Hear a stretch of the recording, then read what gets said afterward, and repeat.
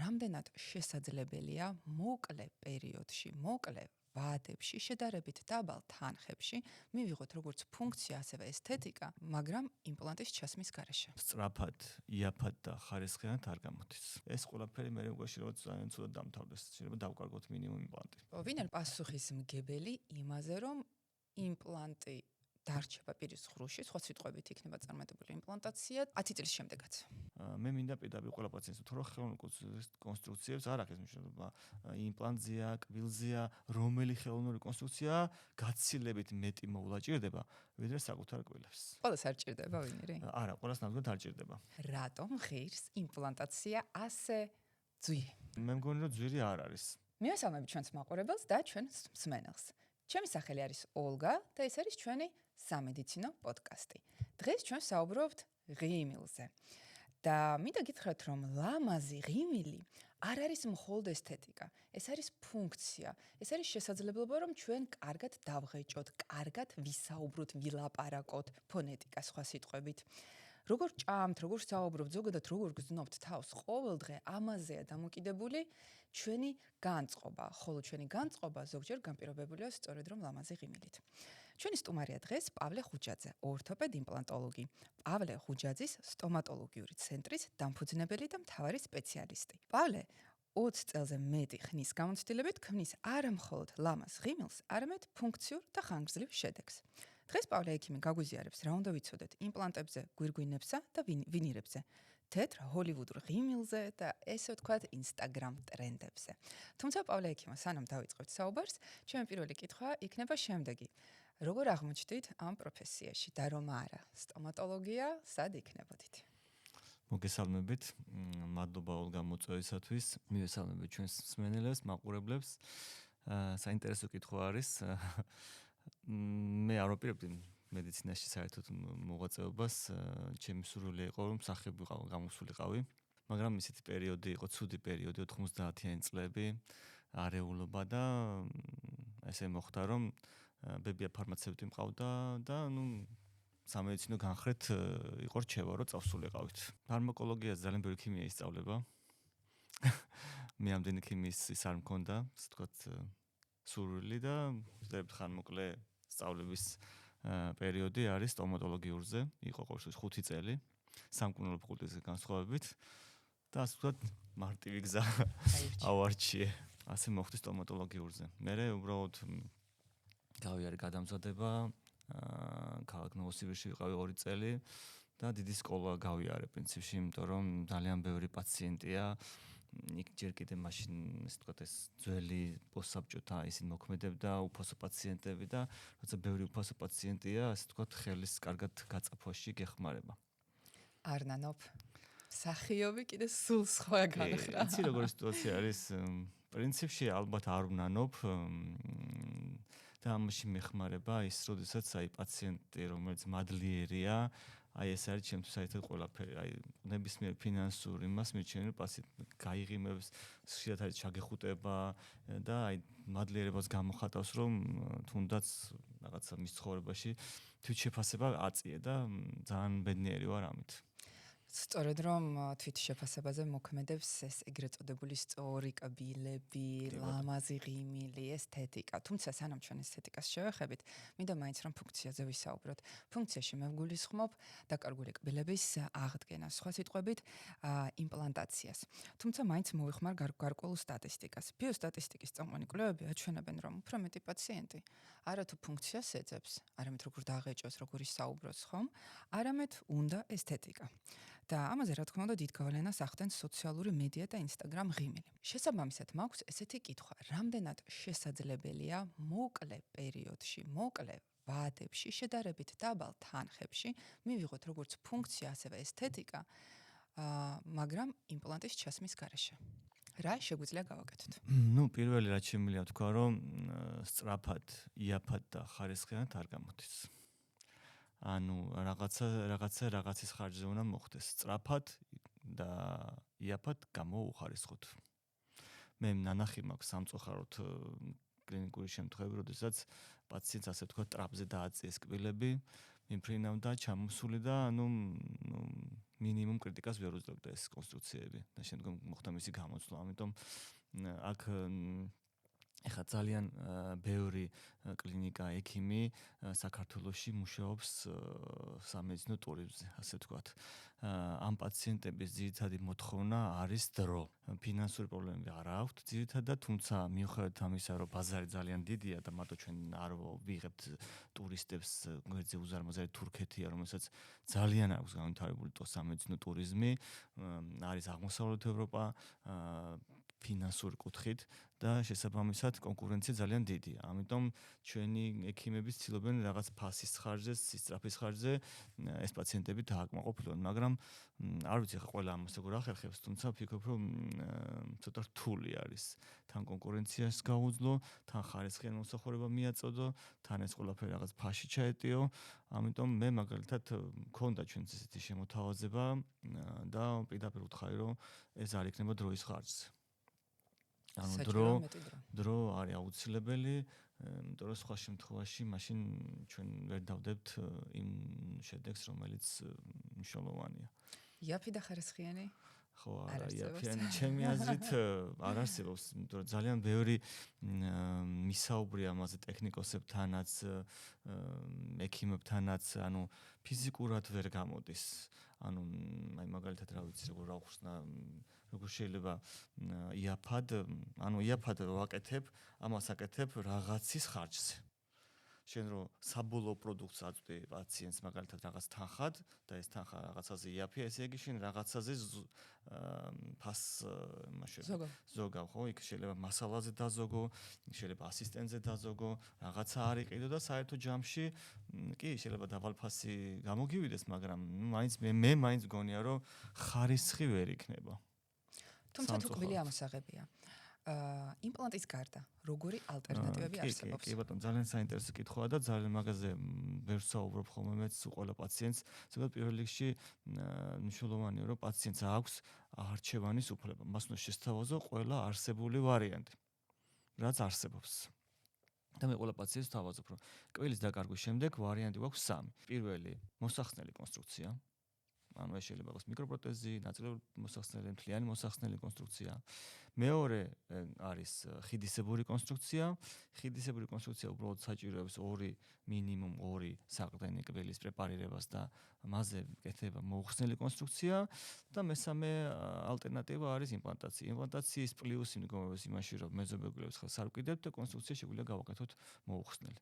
ხიდის შემთხვევაში პლუსი არის ის, რომ კონსტრუქცია არის მოუხსნელი, მაგრამ მინუსი არის ის, რომ მეზობელი კბილების პრეპარირება გვიწევს და მოსახსნელი კონსტრუქციის მინუსი ის არის, რომ ის მოსახსნელია და ყველას მინიმუმ მორალურად არ უნდა რომ თქვათ მოსახსნელი კონსტრუქცია ჰქონდეს.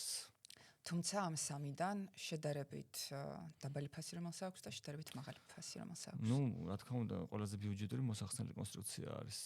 რაც შეეხება იმპლანტისა და ხიდის ღირებულებას, აქ ეს რაღაცა არის, რომ ხიდისებური კონსტრუქციის შემთხვევაში მინიმუმ 3 კვირის გაკეთება გვიწევს. 3 კვირის გაკეთება საერთო ჯამში დაახლოებით 1 იმპლანტის ღირებულებას უტოლდება. ნუ თლად შეიძლება ისე არ გამოვიდეს ზუსტად იგივე ფასში, მაგრამ თუ ყველაფერს სწორად შევხედავთ, იმ კბილის ისო ის კბილი უნდა დაპრეპარირდეს, ასე ვთქვათ, შეწირო ამ საქმეს და ის რომ შენ კბილებს არ აპრეპარირებ ერთ იმპლანტს, ერთ გვირგვინს აკეთებ დამოუკიდებას, ჰიგიენურადაც გამართლებულია ეს შემდგომი წმენდა არის უფრო მარტივი, ალბათ მაინც ჯობია რომ არჩევანი გავაკეთოთ იმპლანტებს. და კონსულტაციას ვინ უწევს პაციენტს? აი მოვიდა პაციენტი და იძახის, არ მაქვს კბილი, მინდა კბილი. ამ შემთხვევაში ვის თან დამოვიდეს? რა თქმა უნდა, მივიდეს ორთოპედთან, იმიტომ რომ თუნდაც იმპლანტის შემთხვევაში, ასე ვთქვათ, იმპლანტი არის ექიმი ორთოპედის დამხმარე ინსტრუმენტი. რომ გააკეთოს მასზე კბილი. ანუ საერთო ჯამში პაციენტს არ ჭირდება იმპლანტი. პაციენტს უნდა კბილი. ანუ ის მოდის იმისთვის, რომ ან ფუნქციონალური პრობლემა აქვს, ან ესთეტიური პრობლემა აქვს და ეს უნდა მოგვარდეს კბილით. იმპლანტი, რომელიც ავსებად ძვალში, ის არანაირ ვიზუალურ ფუნქციას არ ასრულებს. ამიტომ რადგან კბილს აკეთებს ორთოპედი, აუცილებელია რომ პაციენტი მივიდეს ექიმ ორთოპედთან, მან უნდა დაგეგმოს, მან უნდა გაასწროს პაციენტს ყველა არსებული ვარიანტი, მან უნდა აუხსნას ყველა არსებული ვარიანტის პლუსი და მინუსი და მხოლოდ ამის შემდგომ ერთად მიიღონ გადაწყვეტილება რა იქნება ამ პაციენტისთვის უკეთესი ვარიანტი ფინანსურადაც და ფუნქციონალურადაც და ესთეტიურადაც. კიდევ რა როლი აქვს ორთოპედს იმპლანტოლოგიურ მკურნალობაში? ორთოპედის როლი ზოგადად ძალიან დიდია, მარტო ორთოპედის არა, პრინციპში შეიძლება ითქვას, ეს არის სამი ადამიანის ერთობა, ეს არის ორთოპედი, კბილის ტექნიკოსი და იმპლანტოლოგი. ხშირად არის შემთხვევები, როდესაც ორთოპედი და იმპლანტოლოგი ერთ ადამიანში ითავსებს თავს, ეს ნაწილობრივ რა თქმა უნდა ძალიან კარგია, იმიტომ რომ მინიმუმ ვერავის ვერ დააბრალებ ვერაფერს. იმიტომ ჩვენ ზოგადად გვიყვარს სხვაზე ხელის შეხოცვა, რომ იმან ან ვერ ჩასვა კარგად, ამან გვივინი ვერ ეკეთა კარგად, იმან რაღაცა და შესაბამისად ყველაფერში დამნაშავეში ხარ, ან თუ ყველაფერი კარგად გამოგივი და ყველაფერი შენი დამსახურება არის. შესაბამისად ეს სამი ადამიანის გუნდი საერთო ჯამში ქმნის იმ პროდუქტს, რომელიც მისაღები იქნება ყველასთვის. გამოდის რომ ყველა კლინიკური შემთხვევა, ყველა პაციენტი არის ინდივიდუალური. აუცილებლად ინდივიდუალური. და პროთეზირება უბრალოდ გვირგვინის დადება არ არის. ნამდვილად.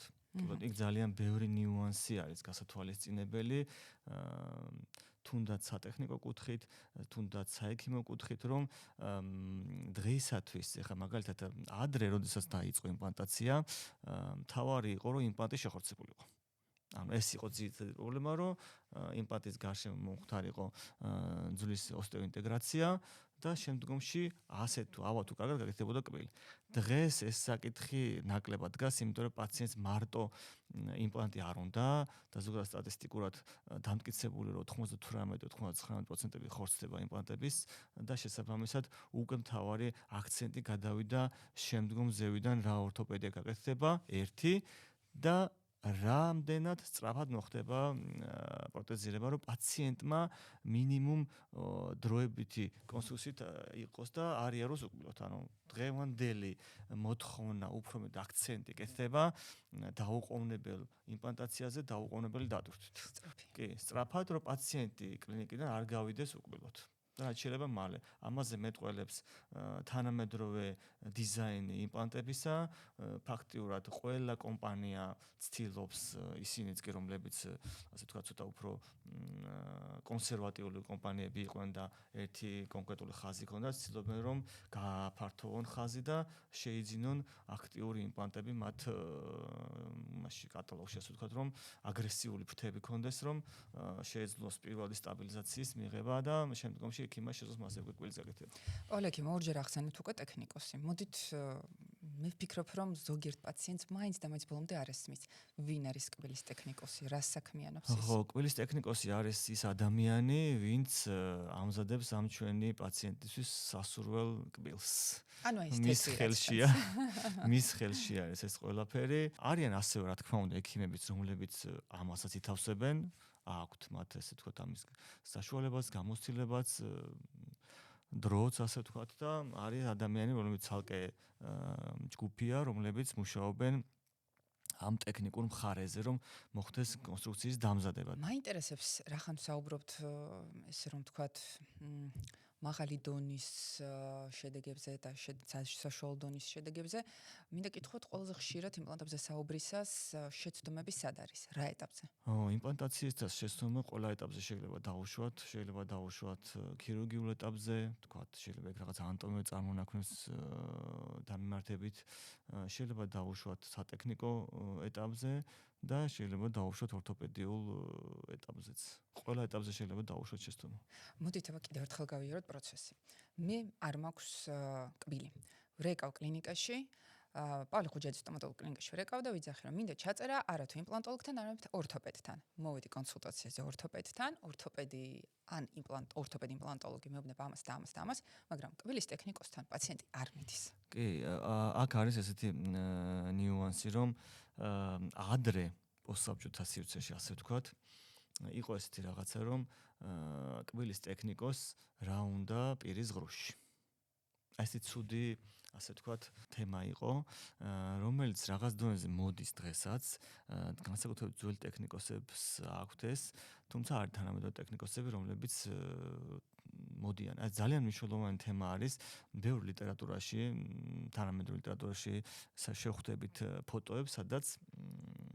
პაციენტი ზის კბილის ტექნიკოსთან სავარძელში. ანუ სატექნიკო ლაბორატორიას აქვს სავარძელი, ტექნიკოს აქვს თქო უნდა ხელთათმანები, სტერილური ინსტრუმენტები და ის ახდენს პაციენტის დათვალიერებას, რადგან მან უნდა შეასრულოს ეს სამუშაო. იდეაში ტექნიკოსმა უნდა შეარჩიოს ფერი.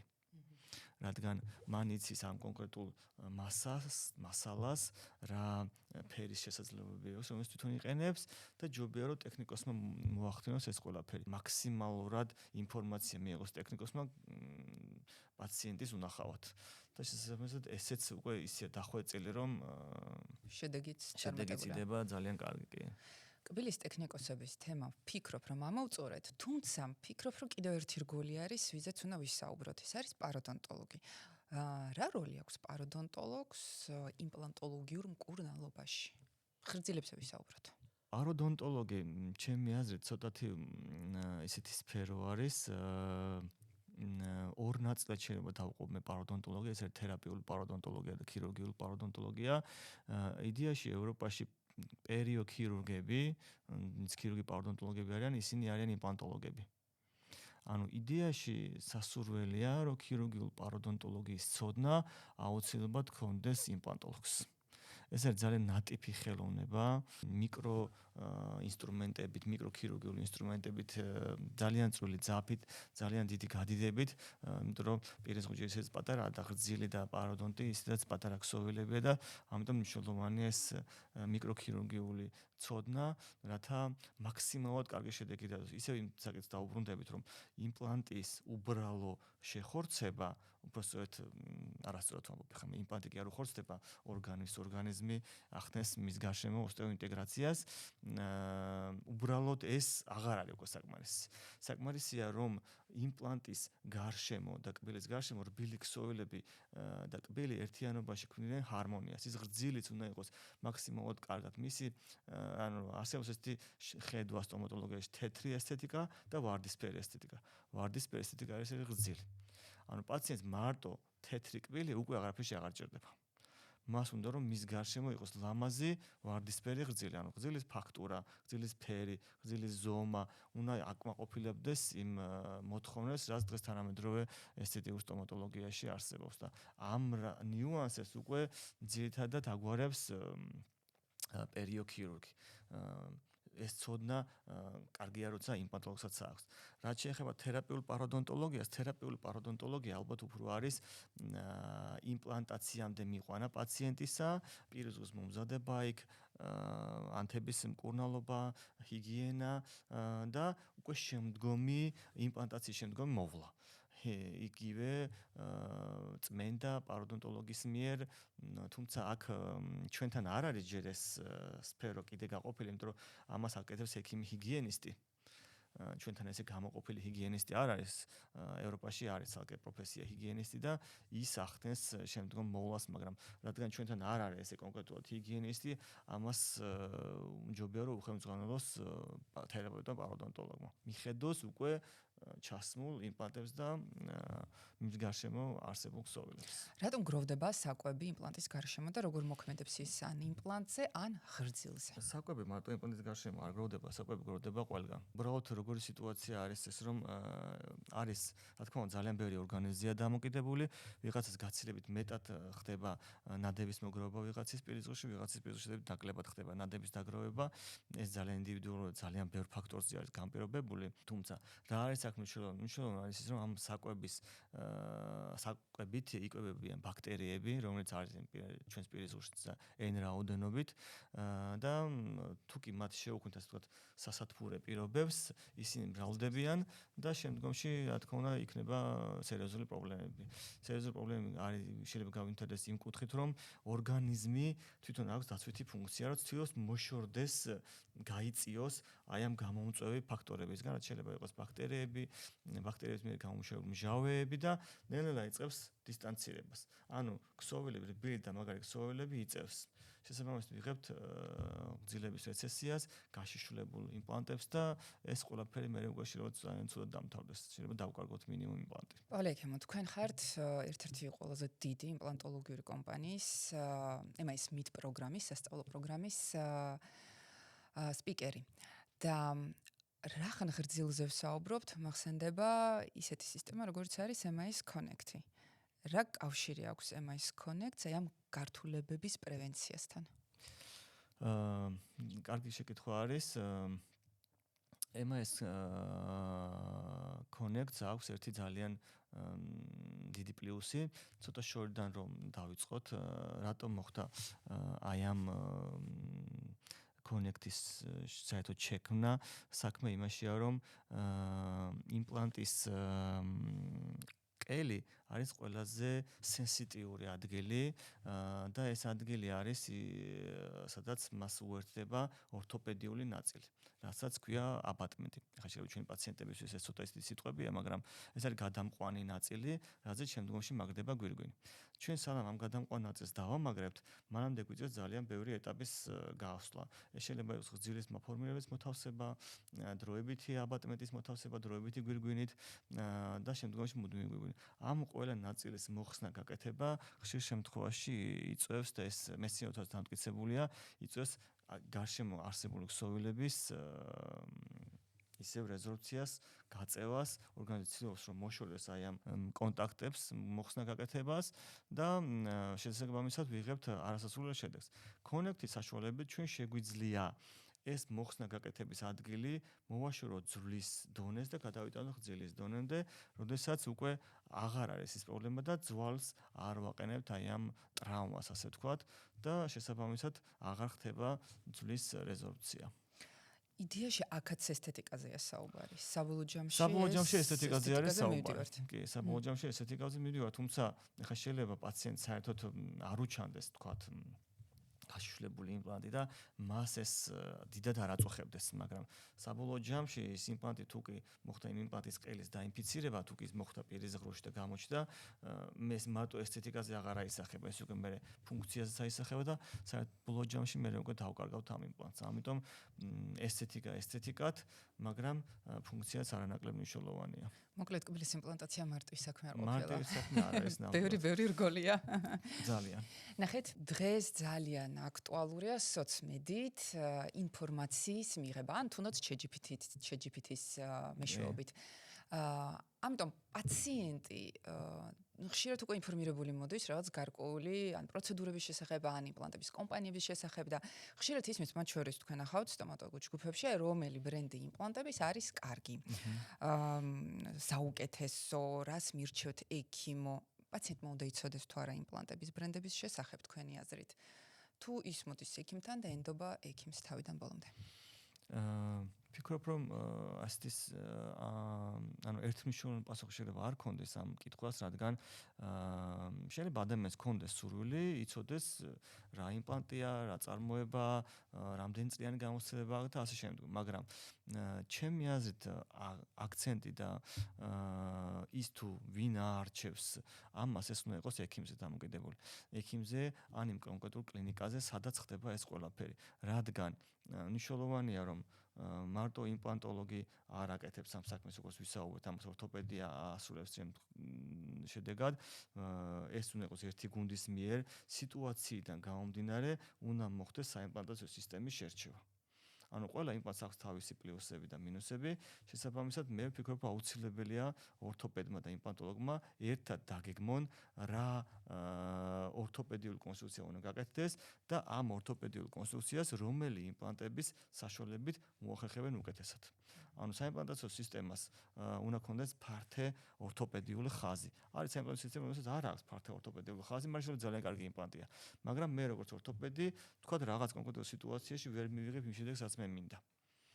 ამიტომ მნიშვნელოვანია რომ ორთოპედთან და იმპლანტოლოგთან ერთად მოხდეს კონსტრუქციის არჩევა. იგივე შემიძლია თქვა თუნდაც გვირგვინებს და ვინირებს, რომ პაციენტი მოდის და გეუბნება რომ მე მინდა ეს, ან მე მინდა ეს. მე ვეუბნებ პაციენტს რომ მოდი სიტუაციიდან გამომდინარე, მე მივიღებ გადაწყვეტილება, სად გავაკეთებ გვირგვინს, სად გავაკეთებ ვინირს. და არა რომ მე ესე მინდა, იმიტომ რომ არის სიტუაციები, სადაც ვინირი ფიზიკურად ვერ გაკეთდება, ან არის სიტუაცია, რომ შეგვიძლია რომ ვინირითაც იდეალური ესთეტიკური შედეგი მივიღოთ. ამიტომ მაინც ფიქრობ, რომ გადამწყვეტი სიტყვა უნდა იყოს ექიმ ორთოპედზე. მან უნდა მიიღოს გადაწყვეტილება. რას აკეთებს, სად აკეთებს, რამდენს აკეთებს და ასე შემდეგ. იმიტომ რომ პაციენტმა არ იცის, კი შეიძლება იქ დაგუგლა, იქ ChatGPT-ს კითხა, იქ რა ვიცი რაღაცას მოიძია ინფორმაცია, მაგრამ საერთო ჯამში პაციენტმა არ იცის, რომ საბოლოო შედეგამდე რომელი გზა მიიყვანს. ანუ მან იცის რომ რაღაცა ეს შედეგი უნდა, მაგრამ ეს შედეგი ამ იმპლანტით მიიღება, იმ იმპლანტით მიიღება, ასეთი კონსტრუქციით მიიღება, თუ ის მას ეს წარმოქმნა არ აქვს. მას არ აქვს სამედიცინო გამოცდილება და მან არ იცის, რომ როგორ უნდა მივიდეთ ამ შედეგამდე. ყველა პაციენტ მე პირდაპირ თქვენთვის ხომ არ აქვს მნიშვნელობა, მე რაც გქონდა თქვენთვის რომ შედეგი. ანუ თქვენ მოხვედით არა კონკრეტული იმპლანტის ჩასასმელად, არამედ მოხვედით იმისთვის, რომ თქვენ არ გაქვთ კბილი და გინდათ ეს კბილი მიიღოთ. ფუნქციონალურად და ესთეტიურად გამართული კონსტრუქცია. და აი ამას მე ამ იმპლანტით ვიზამ, ამ იმპლანტით ვიზამ თუ ამ იმით ვიზამ, პრინციპში პაციენტის არ აქვს ამას პრინციპალური მნიშვნელობა. შესაბამისად, თავარი არის შედეგი. შედეგზე გკითხავთ, ვინ არის პასუხისმგებელი იმაზე, რომ იმპლანტი დარჩება პირის ღრუში, სხვა სიტყვებით იქნება წარმატებული იმპლანტაცია 10 წლის შემდეგაც. აქ ცოტა ესეთი ნიუანსი არის. ძალიან ბევრი დამოკიდებულია რა თქმა უნდა ექიმზე, მაგრამ ეს ძალიან ბევრი დაახლოებით შეიძლება იყოს 50%. 50% დამოკიდებულია პაციენტზე. თუ პაციენტმა აი ამ ჩვენ შრომას და ჯაფასაც ჩვენ ჩავდევით, არ მიაქცია ყურადღება, არა პროფესიულ წმენდებზე, არ ჩაატარა სახში ჰიგიენა, ეს ყველაფერი სამწუხაროდ შეიძლება წყალში ჩაიყვანოს. მე მყავდა ერთი, არ მყოლია კონსულტაციაზე იყო პაციენტი, რომელსაც მითხრა, რომ და ყველა კბილის ამოღება, ჯერ ეს რა მიდგომა არის სახსალამეთ კბილების ამოღება, იმპლანტების ჩასმა და დავიწყე მიქრაც ჰიგიენაზე, მასე საუბარი, პაციენტი მე რა თქმა უნდა მაგას მოვლა, მაგი ხო მეტალის არისო და რა გააფუჭევსო მაგასო. ანუ თავიდანვე იყო არასწორი მიდგომა, არასწორი წარმოდგენა, პაციენტს გონია რომ ხელოვნურ კონსტრუქციას მოვლა არ ჭირდება. მე მინდა პირდაპირ ყველა პაციენტს ვთქვა, რომ ხელოვნურ კონსტრუქციებს არ აქვს მნიშვნელობა, იმპლანტზეა, კბილზეა, რომელი ხელოვნური კონსტრუქცია გაცილებით მეტი მოვლა ჭირდება, ვიდრე საკუთარ კბილებს. როგორი მოვლა? მოვლა გულისხმობს ჰიგიენას სახლის პირობებში. ეს არ მარტო კბილის ჯაგრისი, ეს არის დამატებითი ჰიგიენური საშუალებები, როგორც შეიძლება იყოს დაწყებული ფლოსი, კბილთაშუა ჯაგრულები, ირიგატორი და აუცილებლად მინიმუმ 6 თვეში ერთხელ ვიზიტი საყვარელ სტომატოლოგთან. სტომატოლოგთან, იმპლანტოლოგთან თუ ჰიგიენის პაროდონტოლოგთან, აი აქ ვისთან ამაზე ვისაუბრეთ, რომ ჰიგიენისტთან უნდა ხდებოდეს ეს ვიზიტები, უბრალოდ ჰიგიენისტის სპეციალობა ზოგადად ასეთი ჩვენ ქვეყანაში არ არის. შესაბამისად, ეს შეიძლება იყოს თერაპევტი, ეს შეიძლება იყოს პაროდონტოლოგი, ვინც ითავსებს აი ამას, რომ მოახდინოს ჰიგიენა პაციენტის რაც საჭიროა 6 თვეში ერთხელ, შეიძლება იყოს შემთხვევები 3 თვეში ერთხელ მოხდეს ეს ყველაფერი, ამიტომ ამ კონკრეტულმა კლინიკამ და ამ კონკრეტულმა ექიმმა უნდა უზრუნველყოს მისი შემდგომი მოვალე. მე ყველა პაციენტს ვეუბნები, რომ 6 თვეში ერთხელ ის უნდა მოვიდეს, თუ კი მას უნდა, რომ მე რაღაც პასუხისმგებლობა ავიღო შემდგომში მკურნალობაზე. სამწუხაროდ არის ის ფაქტი, რომ იმპლანტი კბილი არ არის და მას ტკივილი არ ახასიათებს. თუმცა ხო არსებობს რაღაც გარკვეული სიმპტომები, რომელიც არ უნდა დაიგნოროს პაციენტმა. სისხლდენა. კი, რა თქმა უნდა არის რაღაც ფაქტორები, რომელიც არ უნდა დაიგნოროს, უბრალოდ აი ამ ფაქტორებამდე რომ უკვე მივალთ, რომ უკვე კვეთრად გამოხატული რაღაცა პრობლემა აქვს პაციენტს, შეიძლება იყოს ეს სისხლდენა, შეიძლება იყოს შეშუპება, შეიძლება იყოს სუდადი გამონადენი, ხშირ შემთხვევაში დაგვიანებულია. სამწუხაროდ, კი ბატონო. ამიტომ არის აუცილებელი რომ მოვიდეს პაციენტი, რომ ჩვენ რასაც დავინახავთ, პაციენტი იმას ვერ ხედავს და პაციენტი რომ უკვე დაინახავს, ეს ძალიან გვიანია. მე ვფიქრობ, კბილის იმპლანტაციის საკითხი ასე თუ ისე ამოვწურეთ. თუმცა იდეაში რა თქმა უნდა კითხვა ბევრია, მაგრამ დრო გვაქვს ცოტა და ეხლა მინდა ვისაუბროთ ვინირებზე. ოღონდ როგორი კუთხით? ესთეტიკა და რეალობა, როგორი მოლოდინები აქვს პაციენტს. პირველი კითხვა მაქვს ესეთი. რატომ არის დღეს ასე პოპულარული ვინირები და რატომ არის ამდენი იმედ გაცრუებული პაციენტი? მე 2019 წლიდან ვატარებ კურსს ვინირებზე. გამოვიარეთ კოვიდის პერიოდიც და ერთი ძალიან მიხარია რომ ეს კურსი ამდენი ხანია ტარდება და არ გავჩერებულ ვართ. მოთხოვნა არის რა თქმა უნდა დიდი და ამას ეს რაღაც მომენტში რა თქმა უნდა განაპირობა პოპულარიზაციამ ვინირებისა. თუმცა პაციენტებს ცოტა არასწორი ინფორმაცია აქვთ. პაციენტს გონია რომ ვინირი არის უფრო ლამაზი ვიდრე გვირგვინი. იმიტომ რომ პაციენტს უნდა ძირითადად ესთეტიკა. ესე არ არის პირდაპირ მინდა უთხრა ყველა პაციენტს რომ სილამაზეს არ განსაზღვრავს კონსტრუქცია. სილამაზეს განსაზღვრავს კბილის ტექნიკოსი. ანუ თუ კბილის ტექნიკოსი ასე ვთქვათ არ ვარგა, ვერც ვინირს გააკეთებს წესიერად და ვერც გვირგვინს ვერ გააკეთებს წესიერად. თუ კბილის ტექნიკოსი კარგია, ის ერთსაც გააკეთებს ლამაზს და მეორესაც გააკეთებს ლამაზს. საქმე რაშია, ვინირი არის მინი ინვაზიური მკურნალობა. დღეისათვის მედიცინაში ყველა განხრა ცდილობს რომ ნაკლებად ჩაერიოს, თუნდაც ნაკლები განაკვეთი გატარდეს და მინიმალური იყოს ეს განაკვეთი. კარდიოქირურგებიც კი ცდილობენ რომ მინიმალურად გააკეთონ, მუცლის ქირურგები ლაპარასკოპიით ცდილობენ, იმიტომ რომ პოსტოპერაციული პერიოდი შემცირდეს და გამოჯანმრთელება იყოს უფრო სწრაფად და უფრო მალე. შესაბამისად ჩვენ შემთხვევაში თუ არის ამის შესაძლებლობა, ცდილობთ რომ მინიმალური იყოს კბილის პრეპარირება, რომ მივიღოთ მაქსიმალური შედეგი. თუმცა თუ კბილი უკვე დაპრეპარირებულია და მასზე უკვე რაღაც კონსტრუქცია არის, თუ კი კბილის დიდი რაოდენობის ქსოვილი დაზიანებულია, იქ სამწუხაროდ უკვე ვინირს ვერ გავაკეთებთ. და ამიტომ ეს თემაც რა თქმა უნდა აარჩიოს სპეციალისტმა, თუ კი არის საშუალება, რა თქმა უნდა ვინირი ალტერნატიული მკურნალობის მეთოდია, ისე მინინვაზიის კუთხით, მაგრამ თუ კი არ გვეძლევთ ჩვენ ამის საშუალება, მაშინ უნდა გავაკეთოთ გვირგვინები. თუმცა ვინირი დღეს უნდა ძალიან ბევრს გნებავთ. კი, ეს იქიდან გამომდინარე რომ მათ არ იციან, ასე ვთქვათ, რა არის ვინირის არსი. ანუ ყველას არ ჭირდება ვინირი? არა, ყველას ნამდვილად არ ჭირდება. და რატომ არ არის ვინირის გაკეთება მხოლოდ ფერის შეცვლა? ვინირი ჩვენ შეგვიძლია შევცვალოთ ფორმა, ზომა, ნაწილობრივ დგომა კბილისა და რა თქმა უნდა შეგვიძლია შევცვალოთ ფერი. თუმცა დღეს ძალიან ბევრი არ მინდა ცუდად გამოვიდეს მაგრამ არის სიტუაცია, როდესაც არის თუ არა საჭირო პაციენტს ამაგრებენ ბრეკეტებს, არის თუ არა საჭირო უკეთებენ კონსტრუქციებს, ოღონდ რაღაც თქვათ რაღაც მომენტში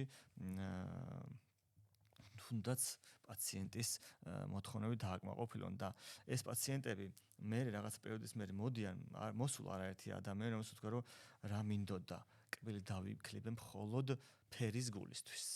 ან დავიკლიბე, იმიტომ რომ არასწორად მქონდა კბილების დგომა და ჩქარა მინდოდა კბილები. როდესაც ჩვენ შეგვიძლია დღეს ორთოდონტიას ძალიან ბევრი შესაძლებლობები აქვს.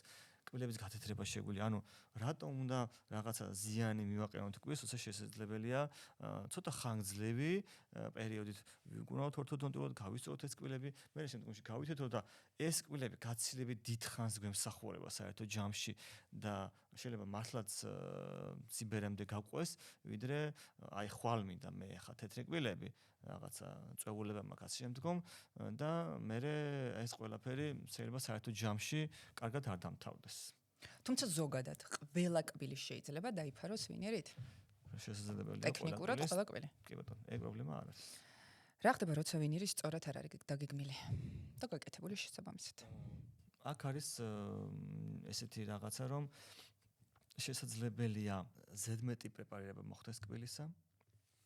შესაძლებელია არასწორად მოხდა ვინირის ფიქსაცია და ის ძალიან მალე მოძრეს, არასწორად იქნა შერჩეული მასალა თუ რის გამო დამზადეს ვინირი და ეს ყველაფერი საერთოდ ჯამში დიდხანს ვერ მუშაობს.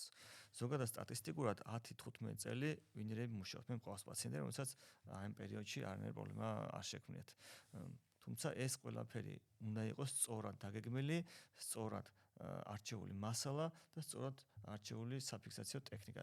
შესაბამისად, თუ ეს ყველაფერი სწორად არის გაკეთებული, ეს ყველაფერი ძალიან დიდხანს მუშაობს. 10 წლის მერე რა ხდება? თავიდან უნდა გავუკეთდეს, თავიდან უწევს არა, არ არის აუცილებელი ნამდვილად თავიდან გაკეთება, თუ კი ფუნქციონალურად და ესთეტიურად ეს კონსტრუქცია ისე მუშაობს და არანაირი პრობლემა ამ კუთხით არ არის, ველოდებით კიდე შემდგომი 10 წელი.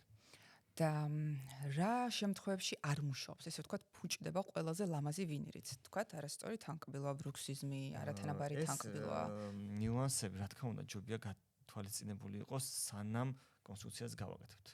პაციენტს მერე არ აერევა თანკვილა. ანუ ჩვენთან როდესაც მოვიდა, თუ კი მას უკვე არეული ქონდა თანკვილა, რა თქმა უნდა ჯობია რომ ეს თანკვილა გასწორდეს რაღაც დონეზე მაინც და მერე გაკეთეს ვინირები, რომ ამ ვინირებმა კარგად იმუშაოს. თუმცა არის სიტუაცია, როდესაც მაგალითად ფუნქცია შეიძლება დღეს პაციენტს ყველაფერი წესრიგში აქვს, რაღაცა ემოციური სტრესი გადაიტანა და გახდა ბრუქსისტი. ანუ დაიწყო კბილების კრაჭვი. ანუ ეს მას არ ქონდა და ჩვენ ამას ვერ გავთვლით რომ მომავალში ის რა დაემართება იმ ადამიანს, ხო?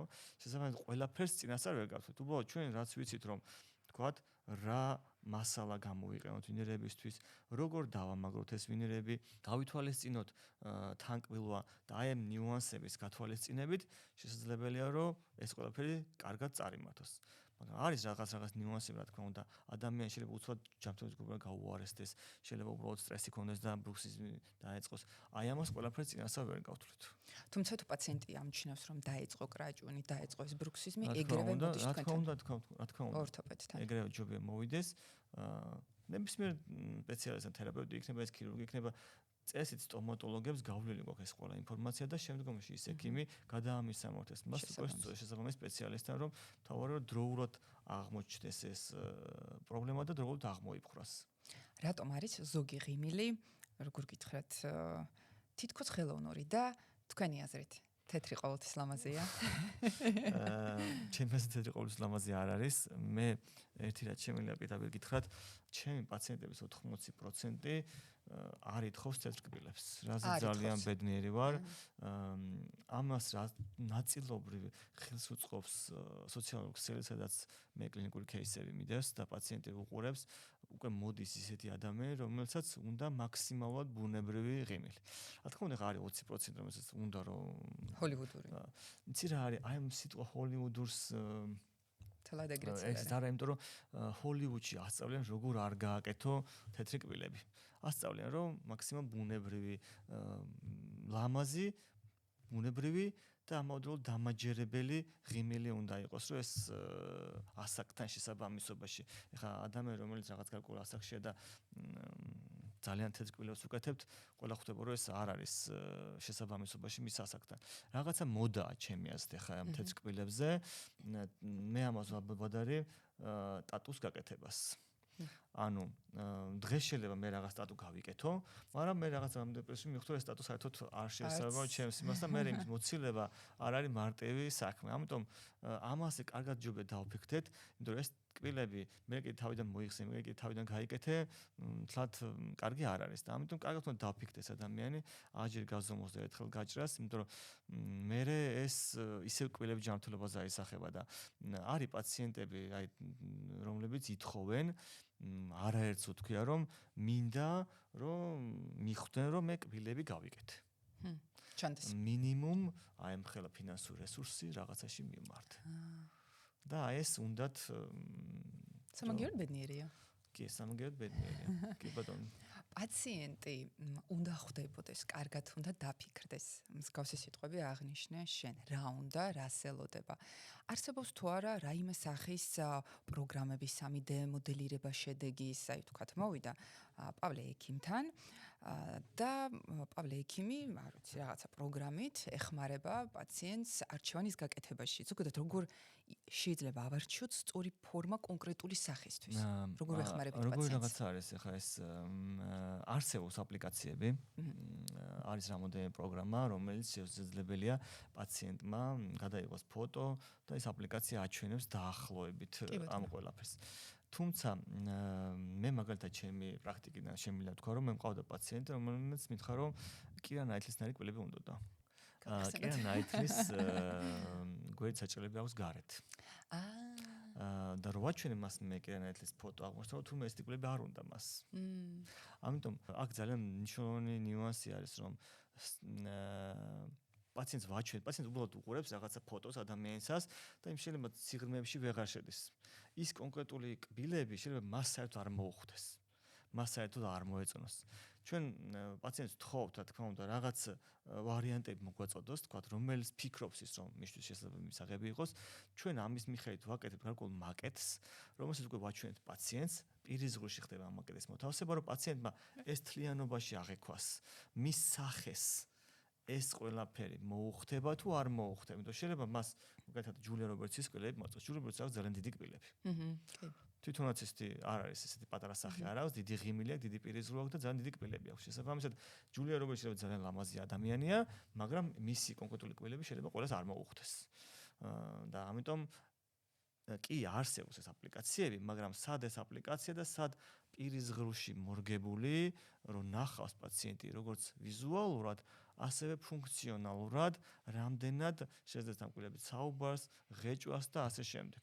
ამიტომ ჩვენ ვაკეთებთ სატესტო მაკეტს, ასე პროტოტიპს, რომლითაც პაციენტი ფუნქციონალურადაც განსაზღვრავს თუ როგორ იმუშავებს ეს და ვიზუალურადაც. უღებთ ფოტოს მკურნალობამდე და აი ამ მაკეტით. მე ამ ორ ფოტოს ვაერთიანებ და უგზავნი, რომ ნახოს პაციენტმა როგორ გამოიყურებოდა ის მანამდე, როგორი იქნება მერე და ეს არის ყველაზე კარგი მოტივატორი პაციენტისთვის. თან ამ ფოტოთი არის ისიც, რომ მას შეუძლია მისთვის მნიშვნელოვან ადამიანს აჩვენოს ეს ფოტო.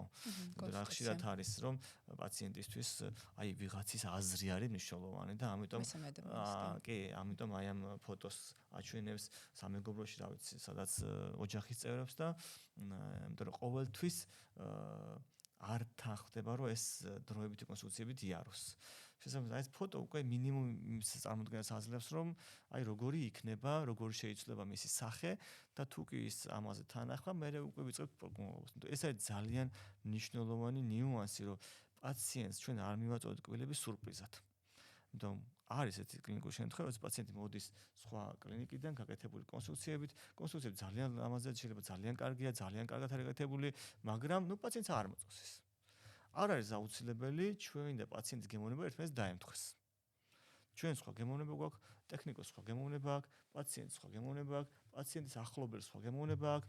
შესაბამისად მნიშვნელოვანია, რომ პაციენტის და მისი გარშემო მყოფების ვისი აზრით მისთვის მნიშვნელოვანია, ის გემოვნება ასე გავითვალისწინოთ, ვაჩვენოთ, რომ აი ამ შემთხვევაში აი ესეთი შედეგს მივიღებთ. შეიძლება მე საერთოდ არ მომწონდეს ესეთი კბილები, მაგრამ ამ წუთას ჩემი აზრი ნაკლებ მნიშვნელოვანია. მე მთავარია ფუნქციონალურად გამართული კონსტრუქცია გავამზადო, რომელთაც პაციენტს დაღეჭვას შეძლებს საუბარს, არ ექნება პრობლემა ფონეტიკური კუთხით და აი სილამაზე უკვე და ესთეტიკა არის ძალიან ინდივიდუალური, გემოვნებაზე არ დაობენ, არა, გემოვნებაზე დაობენ და შესაბამისად ის მისი გემოვნებაა და ჩვენ დავაკვირდით. თავარია უბრალოდ მე ფუნქციონალურად სწორად შევასრულო ეს ყველაფერი.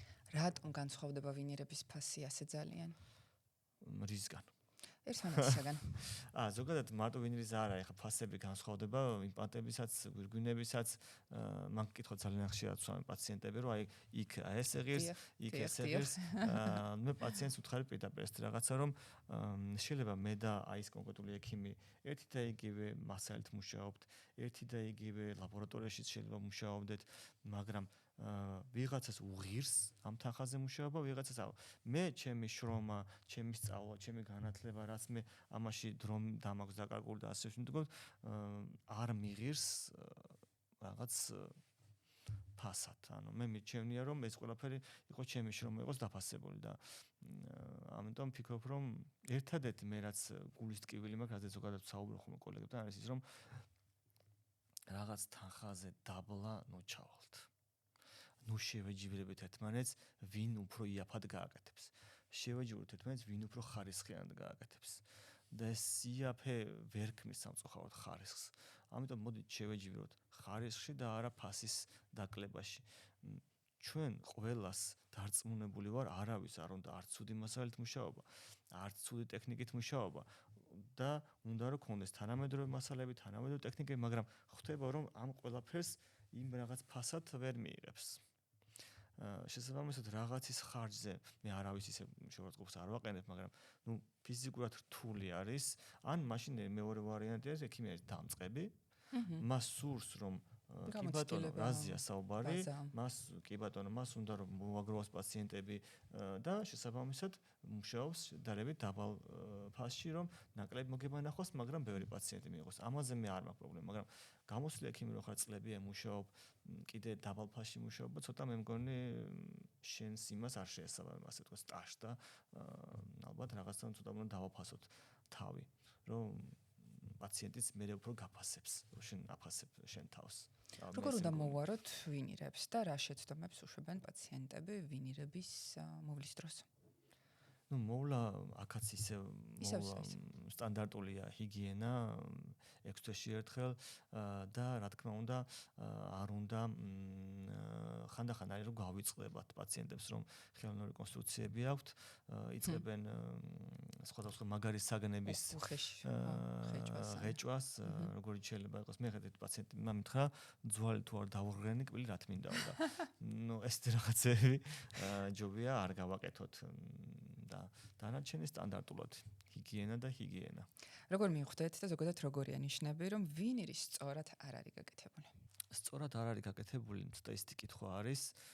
აქ შეიძლება იყოს რამოდენიმე ნიუანსი. ერთი ნიუანსი არის, რომ ვიზუალურად გაიმართა ეს კონსტრუქცია, ფუნქციაშიც ასე თუ ისე მუშაობს, მაგრამ არასწორად არის შერჩეული მასალა, რამაც შემდგომში შეიძლება გამოიწვიოს რაღაც პრობლემები, თუნდაც ეს კონსტრუქცია შეიძლება მოძრეს. შესაბამისად, ანუ ეს ყველაფერი მივდივართ იქამდე, რომ სწორად უნდა იყოს შერჩეული მასალა, სწორად უნდა იყოს შერჩეული ფიქსაციის ტექნიკა და საერთო ჯამში ეს მიგვიყვანს კარგ შედეგამდე. ანუ შეცდომა შეიძლება იყოს ბევრი. რაღაც არ გაითვალისწინა ექიმმა თუნდაც ის რომ ბანალურად პაციენტი მოვიდა ჩვენთან, ხედავთ რომ ის ჰიგიენას არ იცავს. ერთხელ უთხრეთ ამის შესახებ, ორჯერ უთხრეთ ჰიგიენა ჩაუტარეთ და ხდება რომ ეს ადამიანი არ ასე ადამიანს ჯობია საერთოდ არაფერი გავუკეთოთ. იმიტომ რომ ეს ყველაფერი ისევ ჩვენს წაწინაურში შემოგვდება. მე რაღაცა გაურთულდება იმ პაციენტს, მე რეკეტოს აი შენთან გავიკეთე კბილები და შენთან გავიკეთე ვინირი, გვირგვინი, იმპლანტი და აი ნახე რა ხარ დამემართა. ანუ აი ეს ადამიანს ჯობია საერთოდ ხელი არ მოკიდოთ. მე ესეთი ასე ყველა ჩემ სტუდენტს და კურსანტს ვეუბნებ ეს რაღაცას რომ ჯობს ერთხელ ნახოთ პაციენტის ზურგი, ვიდრე მთელი ცხოვრება მისახეს უყუროთ. ანუ ეს პაციენტი მოდის, არ თავდება ეს სიარულე, ამიტომ თუ ხვდებით რომ ეს ადამიანი ან არ არის ადეკვატური, ან რაღაცას ისე არ აკეთებს და არ აპირებს რომ ესე გააკეთოს, როგორც თქვენ თვლით რომ საჭიროა, ჯობია თოდით რა კარგად ზანდებოდეთ, მე თქვენ ვერ მოგემსახურებით და დაემშვიდობოთ, ვიდრე წამოეგოთ ასე ვთქვათ მის რაღაც სურვილებს და შემდგომში ეს ყველაფერი კარგად არ თავდება. პავლეიქიმო, ვინირები, გვირგვინები, მარტივად, კონკრეტულად, სხვაობა. გავიგეთ რომ მინიმალურად ინვაზიურია ვინირი. გამოდის რომ გვირგვინი უფრო მეტად შლის კბილს. შლის არა, უფრო მეტი ქსოვილის პრეპარირება გვიწევს. რა არის პრეპარირება? აი ბევრჯერ ვთქვით პრეპარირება. ფართო აუდიტორიაზე რომ ვისაუბროთ. საზოგადოებაში ეძახიან დაქლიბვას, ეძახიან დასავლეთ საქართველოში დახიხვას ეძახიან. კბილის ქსოვილის, ანუ როგორი სიტუაცია არის, ნებისმიერ რამ რაც შეიძლება ჩვენ კბილზე ჩამოვაცვათ.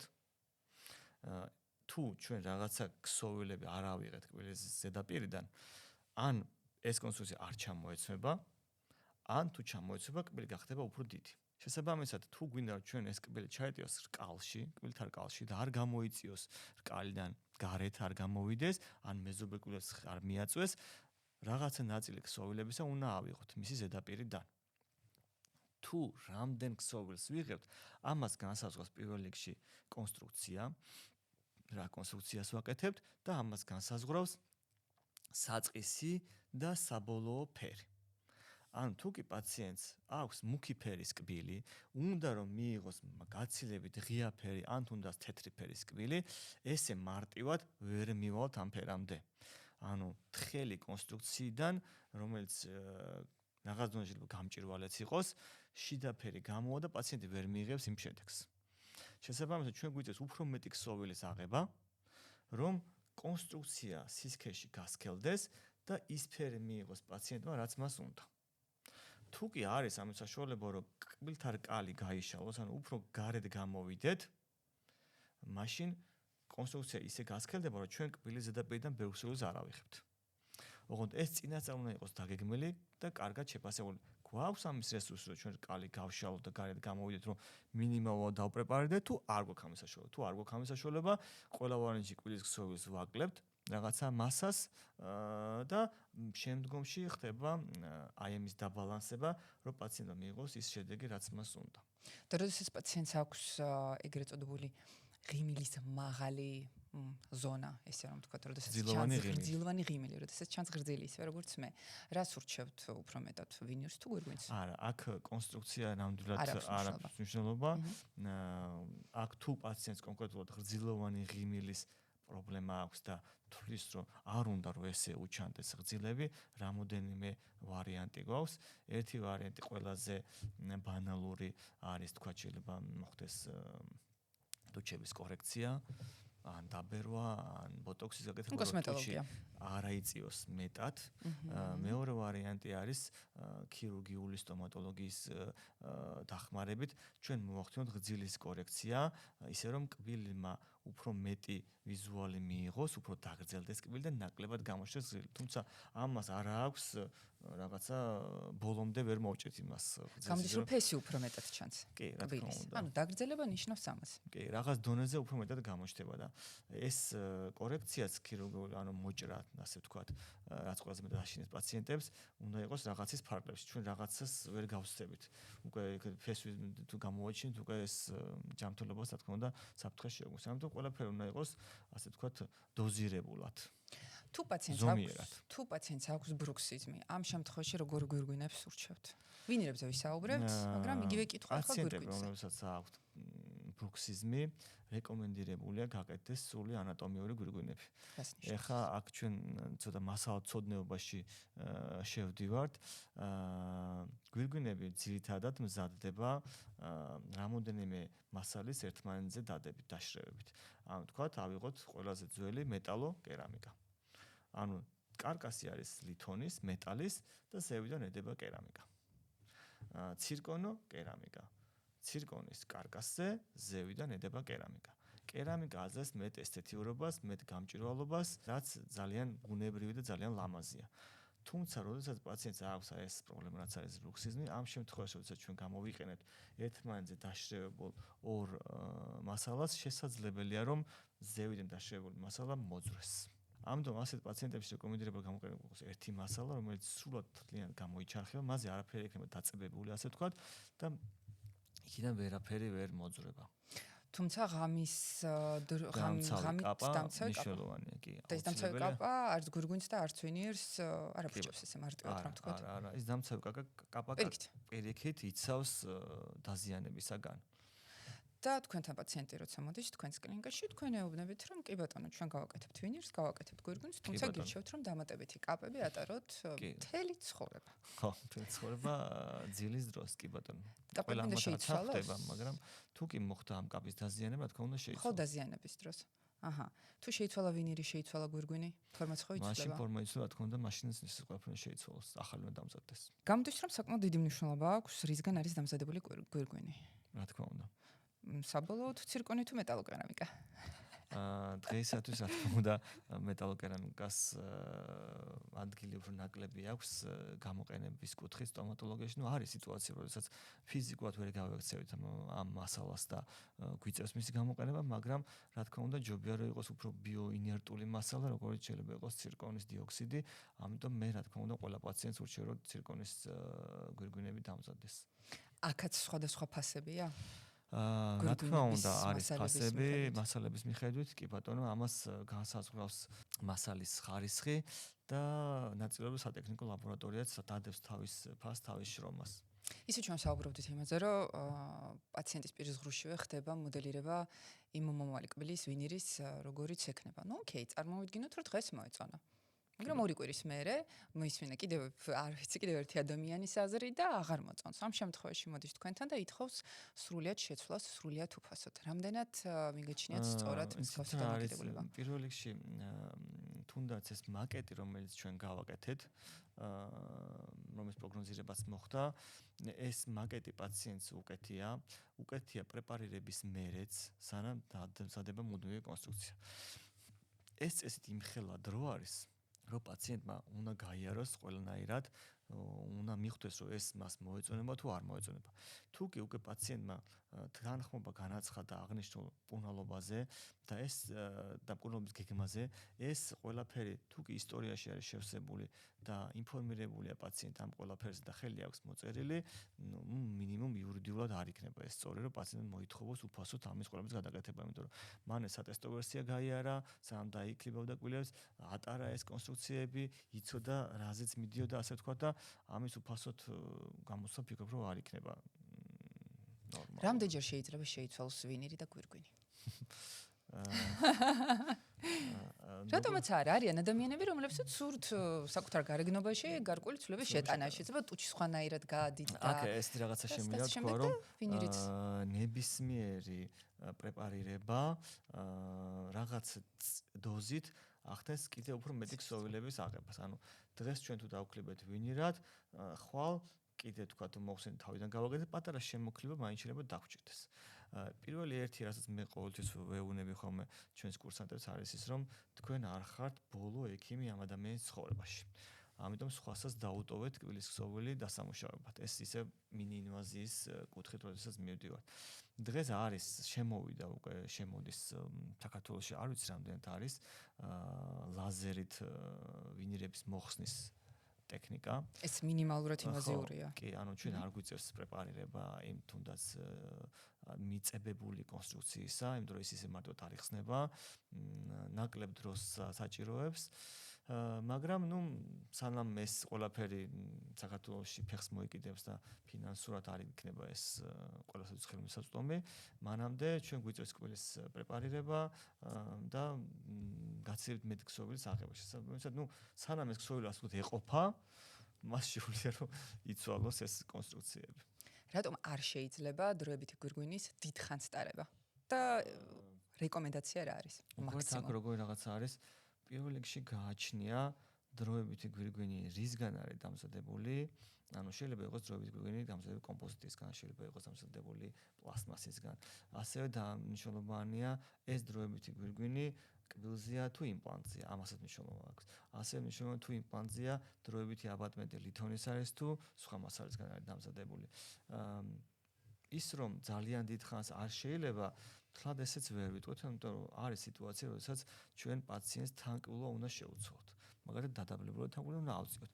ამ შემთხვევაში შეიძლება მინიმუმ 6-8 თვე მოუწიოს პაციენტს ტარება დროებითი კონსტრუქციებისა, რომ თუ კი რაღაც არის დასაკორექტირებელი, დროებითი კონსტრუქციაზე გაცილებით მარტივი დასაკორექტირებელია, ვიდრე მუდმივი კონსტრუქციაზე. მუდმივი კონსტრუქციის გადაკეთება არც ექიმს უნდა, არც ტექნიკს უნდა, უფასოდ და რა თქმა უნდა პაციენტს არ უნდა ამაში დამატებით თანხის გადახდა. ამიტომ რაც მეტი იქნება რომ ყველანაირად გაიაროს პაციენტმა ფუნქციონალურად საუბარში, როდესაც მასშტაბური ცვლილება ხდება, არ არის პრობლემა ატაროს, შეიძლება იყოს 9 თვე, შეიძლება იყოს 6 თვე, შეიძლება იყოს 1 წელიც ატაროს, უბრალოდ ამას რა თქმა უნდა პლასმასი და კომპოზიტი იმით განსხვავდება, რომ კერამიკისგან უფრო ფოროვანია, უფრო მეტად ედება ნადები და ბაქტერიები და უფრო ხშირად არის საჭირო წმენდა, რომ საერთო ჯამში ამან არ გამოიწვევს პრობლემები გრძილების კუთხით. პავლე ექიმო, თქვენ აღნიშნეთ საკმაოდ ხანგრძლივი პერიოდი 6-8 თვე. აღნიშნეთ ასევე გამოიყენეთ სიტყვა თანკბილვა. და მახსენდება ისეთი სიტუაციები, სადაც ექიმ ორთოპედს ურჩევნია, რომ მალევე გაუკეთოს პაციენტს ვინირი ან გვირგვინი თანკბილვის, ან ზოგადად კბილების გასწორებისთვის, ვიდრე გაუშვას ორთოდონტთან. პაციენტსაც ურჩევნია, პაციენტს უნდა უფრო სწრაფი შედეგი. მაგრამ ალბათ ჯობს თანკბილვა გასწორდეს ორთოდონტიული მკურნალობით. აუცილებლად. გამოდის რომ ბრეკეტები ატაროს პაციენტს. ან ელაინერები, კი ბატონო.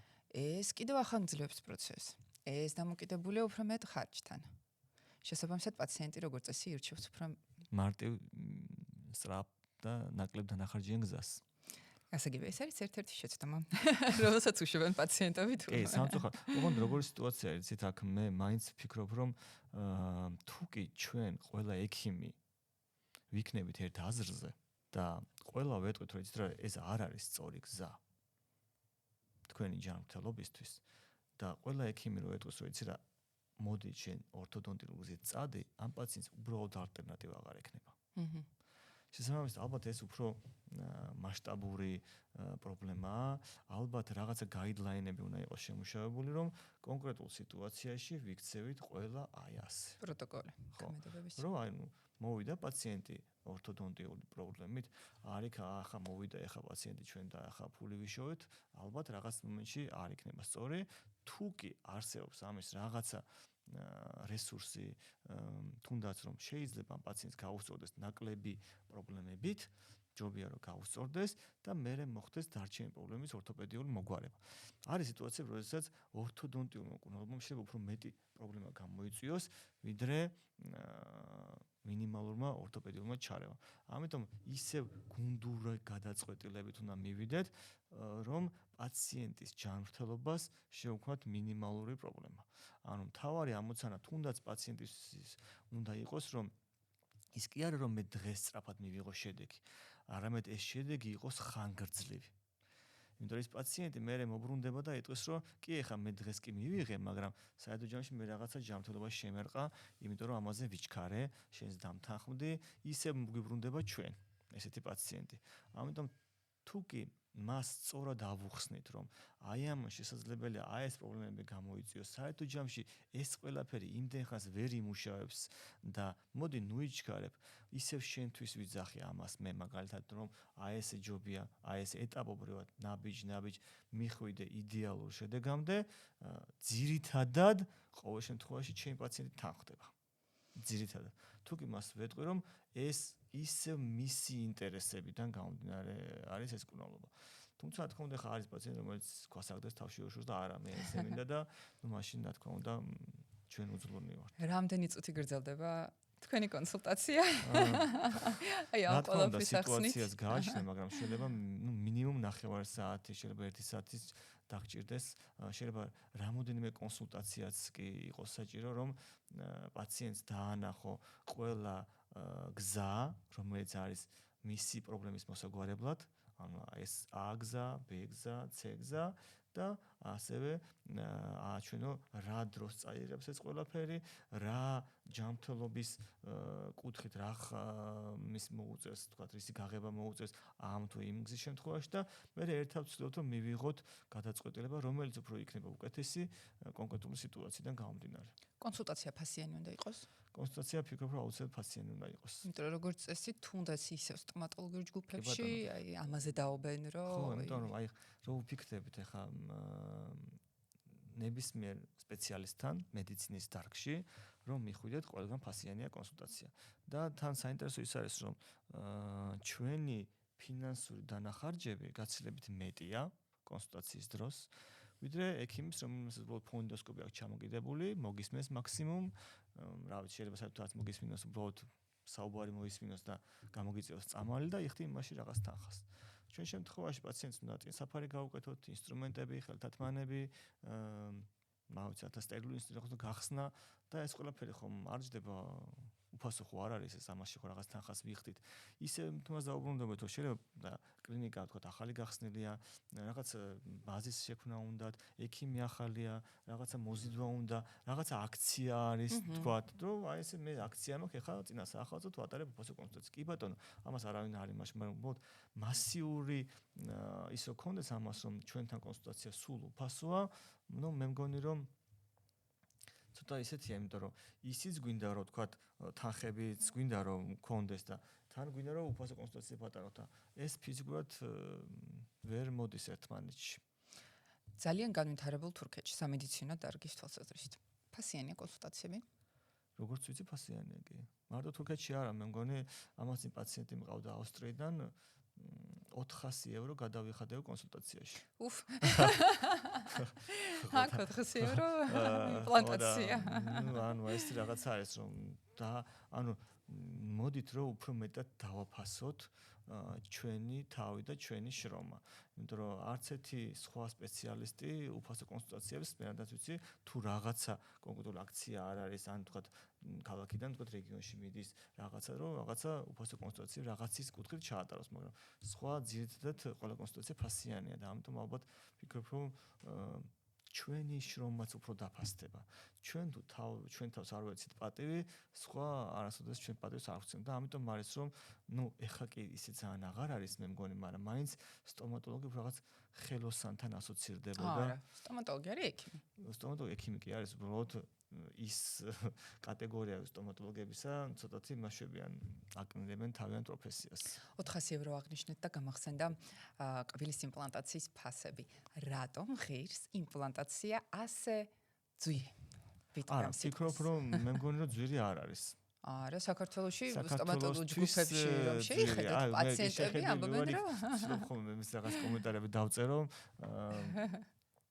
ისე მე ხა არ მინდა რომ მაგას გერმანიას ვერ შევედრებით ჩვენი ეკონომიკით ვერ ჩვენი ხელფასებით, მაგრამ ერთ-ერთი ექიმი იყო, რომელიც რაღაცაზე მესაუბრებოდა და თქვენთან მეთქი როგორ არის მეთქი და 2000 евро ღირსო იმპლანტაციაო. ოღონდ ეს ფასი იყო მხოლოდ ოპერაციის. ანუ მნიშვნელობა არ აქვს რა იმპლანტს აკეთებ. არა.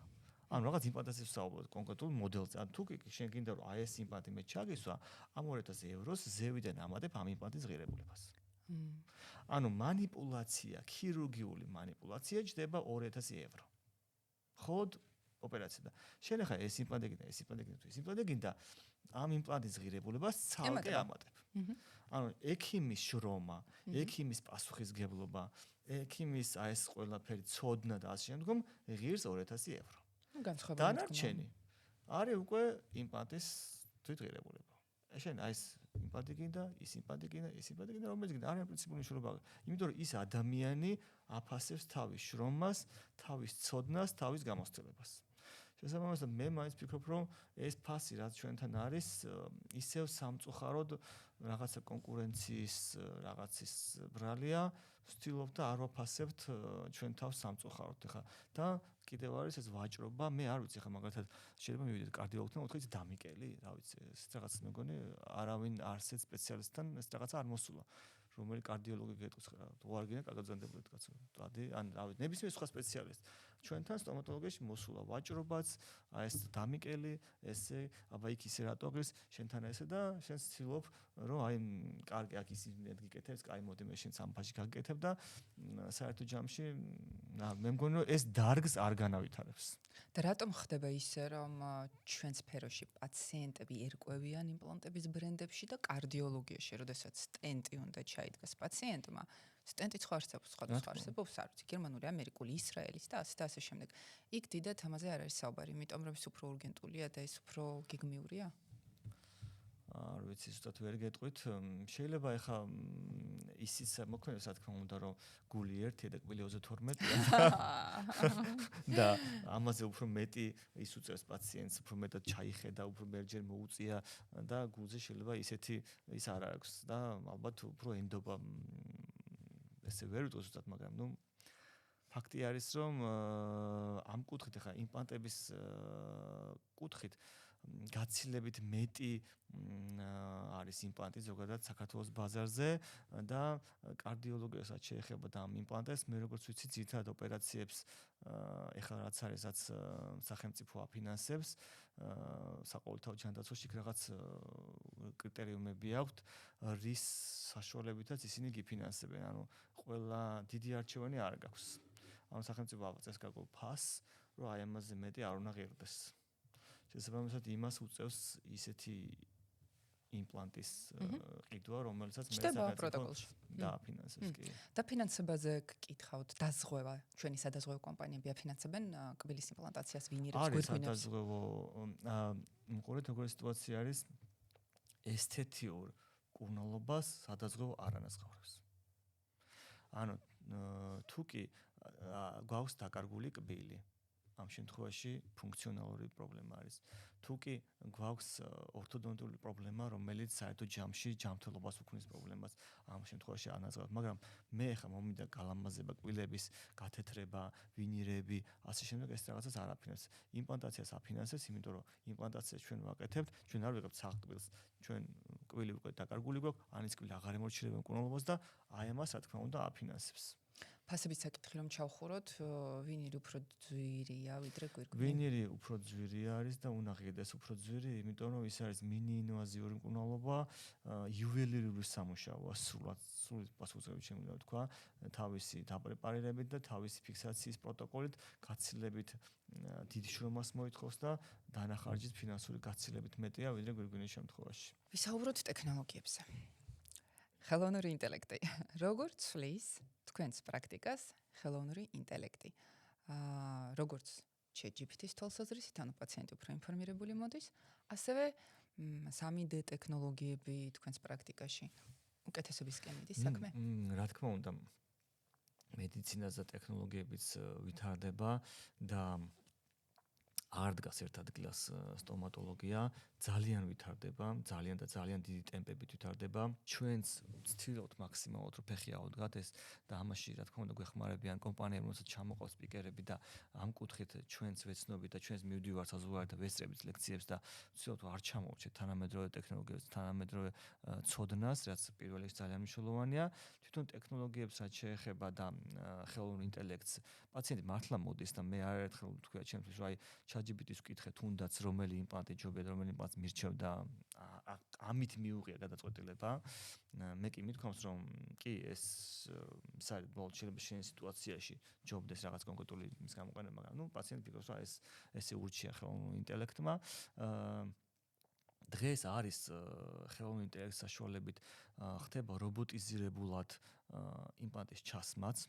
ანუ არის ესეთი პროგრამები, რომელიც საშუალებას გაძლევს ედრო თან უღებს რენტგენს, თან კომპიუტერში უყურებს და გეუბნება სად რა მიმართულებით მოათავსო იმპლანტი. ანუ თვითონ ამ ბურღზე დამაგრებული არის ეს ყველაფერი და ხდება ესე პრეპარატი. ნუ ჩვენთან ცოტათი შორია ეს ყველაფერი, მაგრამ ალბათ სამომავლოდ ესეც ყველაფერი განვითარდება. თუმცა მე მაინც არ ვიცი რატომ, იმიტომ რომ თერაპევტი ვარ, ასე ვთქვათ, ჩემი პირველი პროფესია თერაპია იყო თუ რატომ, მაინც მგონია რომ ერთ-ერთმა იმპლანტოლოგმა თქვა ისიც რომ ზოგადად იმპლანტაციას მომავალი არ აქვს. იმიტომ რომ პროფილაქტიკური მედიცინა ისე განვითარდება და ჩვენ ვიცით თუნდაც სკანდინავიის ქვეყნების მაგალითზე რომ გაზარდეს თაობები, რომელსაც კარიესი არ აქვთ.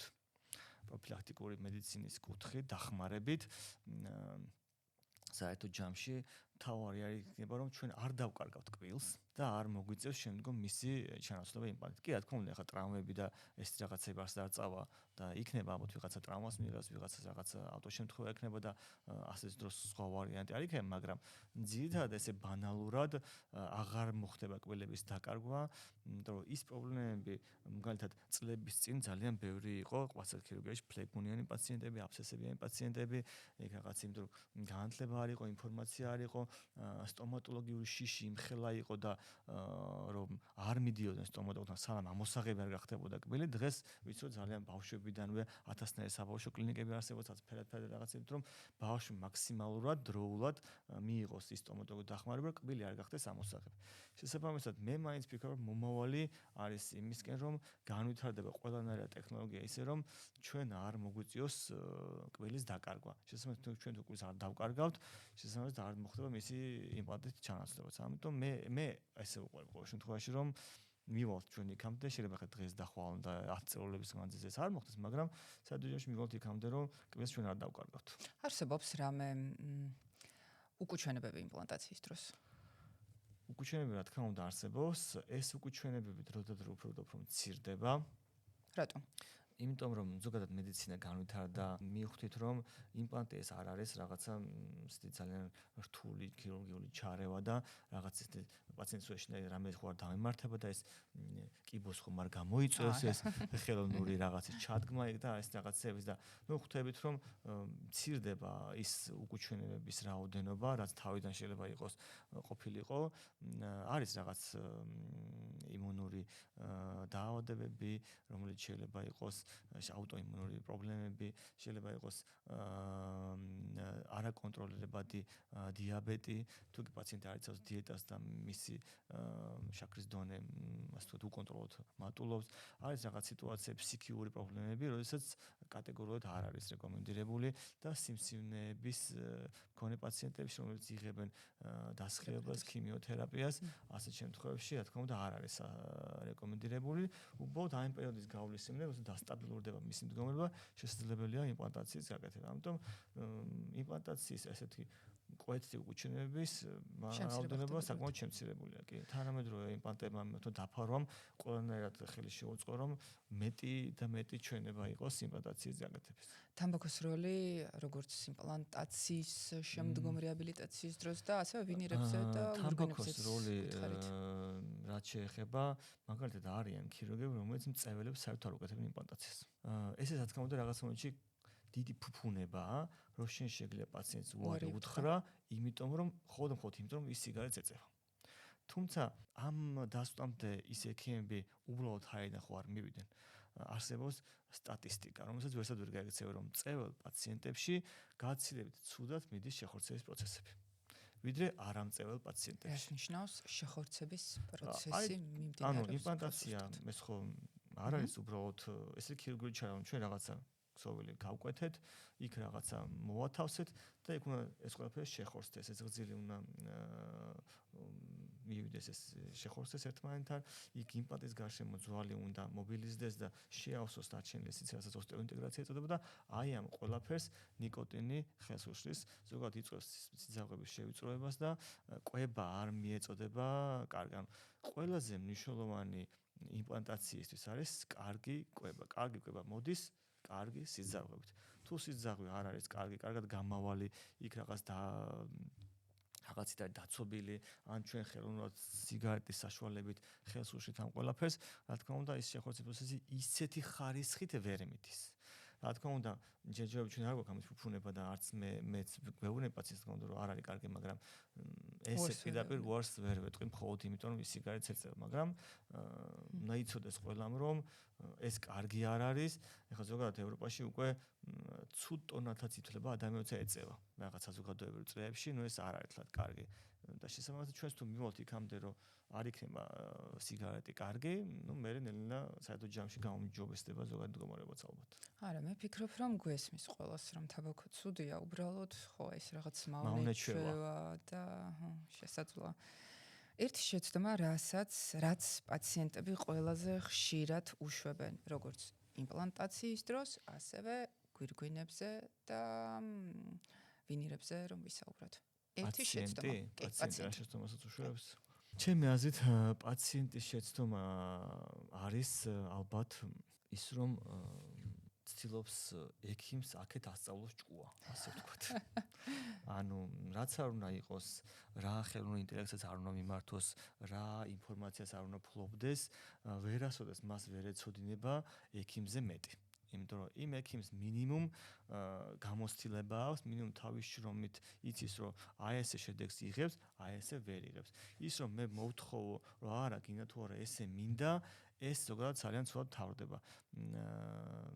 საზოგადოებრივ თუნდაც არა მჯობა რუსეთშიც, უკრაინაშიც, ევროპაშიც, ამერიკაშიც პაციენტი როცა მოდის ექიმთან, იმან იცის, რომ ის მიდის იმ თავის საქმის სპეციალისტთან. ის ჭკუას არ არიგებს ექიმს და არ ეუბნება, რომ იცი რა, მოდი ესე კი არა, ესე გამიკეთე. იმიტომ იცის, რომ ის ადამიანი ამ კონკრეტული საქმის სპეციალისტია. მე მოვედი ამ სპეციალისტთან, ვენდე, აი როგორ ვენდე და როგორ ავარჩიე, ეს სხვა თემა არის, მაგრამ რახან მე მოვედი ამ ადამიანთან, მე მას უნდა ვენდო და თუ კი შედეგი არ დადგა, მაშინ შეიძლება მოვითხოვო პასუხისმგებლობა, მაგრამ თუ კი მე ვეუბნები, რომ ესე გამიკეთე, იმიტომ მე მქონია არაერთხელ სიტუაცია, რომ პაციენტს იცი, აი ესე გამიკეთე, ვეუბნები, რომ არ შეიძლება ეს. ერთხელ გავაკეთე, რომ დადგა ის არასასურველი შედეგი, მე ბოდიშები მიხარ და მაგრამ ესეც რაღაც შეიძლება ჩემი ისიც იყო, არ უნდა გამეკეთებინა, არ უნდა აყვე პაციენტს, მაგრამ ეს არის თავარი დიდი შეცდომა, რომ პაციენტმა არ უნდა ასწავლოს, ასე ვთქვათ, ჭკუა ექიმს და ექიმის კუთხით კიდე ექიმი არ უნდა იაროს პაციენტის ჭკუაზე. იმიტომ რომ მან იცის რა შედეგი მოყვება, თუ იცის. შესაბამისად, ეს ყველაფერი უნდა იყოს კარგად, სწორად დაგეგმილი და პაციენტი მოდის, შეიძლება პაციენტმა უთხრას, რომ მე მინდა აი ესე და აი ესე, თქვენ რას ფიქრობთ, შევძლებთ ჩვენ ამის გაკეთებას? თუ შევძლებთ, რა თქმა უნდა, გავაკეთებთ ისე. თუ ვერ შევძლებთ და ეს ზოგად ჯანმრთელობას პრობლემას შეუქმნის, ამიტომ უნდა აუხსნათ პაციენტს, რომ ეს არ არის სწორი გზა, ამ გზით ჩვენ კარგ შედეგამდე ვერ მივალთ და არა ის, რომ არა, ასე არა სხვანაირად. პაციენტს რა თქმა უნდა შეუწყობა უნდა მიიღოს, ბოლოს უნდა აუხსნათ, რომ ეს გზა არ იქნება სწორი და ჩვენ ამ შედეგამდე მივალთ აი ამ გზით. ერთი კითხვა, რაც აუცილებლად უნდა დასვას პაციენტმა ექიმთან ვიზიტზე. რა კითხვა უნდა დასვას პაციენტმა ვიზიტზე? თუ რა კითხვა არ უნდა დასვას? არ უნდა დასვას ალბათ გარანტიებზე. ამაზეც მექნება კითხვა. როგორი რაღაცა იცით, ალბათ მალე იქნება, ანუ ეს ჩემთვის ცოტა ისეთი კითხვა მალე იქნება, იმიტომ რომ მე მაინც ვფიქრობ, რომ ხარისხიანი სამუშაო მალე ვერ იქნება. არსებობს გარანტიები? გარანტირებული შედეგი. იცით, მე სულ ყველა პაციენტს ვემეც რაღაცას, რომ ადამიანი და ზოგადად მედიცინა არ არის ზუსტი მეცნიერება, არაზუსტი მეცნიერება, ადამიანი ცოცხალი ორგანიზმი და სულ რომ მე და თქვენ ერთ პრობლემით, ერთ ექიმს მიმართოთ, ერთ და იგივე რაღაცა გავიკეთოთ, მე შეიძლება გამithულდეს, თქვენ შეიძლება არ გეკირთულდეთ. და რატო გამithულდა მე, კაც უნდა არ იცის. იმიტომ რომ მე ცოცხალი ორგანიზმი ვარ. ჩემს შემთხვევაში უბრალოდ რაღაცამ არ იმუშავა. მე უბრალოდ შემიძლია უთხრა პაციენტს, რომ მე მაღალი ხარისხის აპარატურით მუშაობ, მაღალი ხარისხის თქვათ იმპლანტს ვაკეთებ, უბრალოდ თქვენი ორგანიზმი კონკრეტულად როგორი რეაგირებს აი ამ ჩარევაზე, ეს არავინ არ იცის. არ არის პროგნოზირებადი. არ არის პროგნოზირებადი სამწუხაროდ. უბრალოდ არის რაღაც სტატისტიკური მონაცემები, რომ აი ესე გაკეთებული სამუშაო ძირითადად კარგად მთავრდება. როგორ გავხადოთ დენტალური იმპლანტაცია უფრო პროგნოზირებადი? ქირურგიული გაიდები მახსენდება, შაბლონები, ანუ იმპლანტაცია განაკვეთის გარეშე. რას ფიქრობთ ამაზე? მე ზოგადად ეს სიტყვა ძალიან არ მომწონს განაკვეთის გარეშე, იმიტომ რომ და უსისხლო ოპერაციები. კი ბატონო, უსისხლო ოპერაცია, კი. უფრო მგონია რომ გარკვეული ფანდია პაციენტის მოსაზრებით, იმიტომ რომ ყველა იმპლანტოლოგმა იცის რომ აუცილებელია სისხლი ინტეგრაციისთვის. თუ სისხლი არ იქნა, მშრალ ჭრილობაში იდეაში არც შეიძლება იმპლანტის მოთავსება. ანუ აუცილებლად იყოს სისხლი, სისხლი არის ის, რაც წარმოქმნის კოლს და რაც ახორცევს ზოგადად ჭრილობას. რაც შეეხება განაკვეთს, განაკვეთი თუნდაც რაღაცა პატარა ნახურეთი ასე თუ არ გაკეთდა ღრძილში, ფიზიკურად ვერ ჩავსვამთ იმ იმპლანტს. ანუ არის ესეთი ინსტრუმენტი, რომელიც ღრძილს მგვალ ჭრის და პანჩი, რომელთაც ჩვენ ამოვიღებთ იმ ღრძილის უბანს და თუ კი ჩვენ თქვათ იმპლანტაციას ვაკეთებთ ერთი კბილის არეში. მე ამხელა განაკვეთს გავაკეთებ თუ პანჩით ამოვჭრი, არნე პრინციპული მნიშვნელობა, ანუ მე შეიძლება მოვატყვილო პაციენტს, რომ მე განაკვეთი არ გავაკეთებ, მაგრამ მე ხო გძილი მაინც მოვჭერი, ანუ მე რაღაცა ქირურგიული манипуляცია გავაკეთებ. მეორე არის ის, რომ გადასაგდები გძილი არსად არ არის. ანუ ის გძილი ჯობია რომ გავკვეთო და ისევ დავტოვო, ვიდრე ავიღო და მოვჭერ და გადავაკეთო. მის უკან დაბრუნებაც არ არის მარტივი საქმე და ამიტომ განაკვეთის გარეშე არა. უბრალოდ მე ვფიქრობ, რომ ამის პოზიციონირება არასწორად ხდება. ეს არის რომ ეს არის დამხმარე საშუალება, რომ მე სწორ პოზიციაში, სწორ ადგილას მოვათავსო იმპლანტი, რომ მე შემდგომში მასზე სწორად გამოკეთდეს ორთოპედიული კონსტრუქცია.